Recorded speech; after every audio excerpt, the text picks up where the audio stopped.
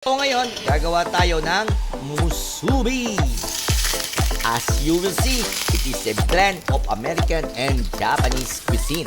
Goods na to, mga kaibigan. I-set aside na natin. Toyo, asukal. Ibalik natin yung ating mga lansonit. Balik ka rin. So ayan, natin ma-coat mabuti para mas masarap yung gagawin nating musubi. Ito tayo ng itlog.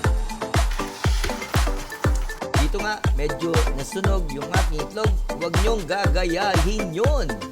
Luluto tayo ng Japanese rice.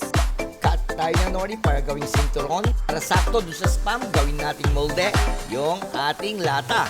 Kaya natin konting sugar at saka aslam and then mix natin at palabasin sa lata.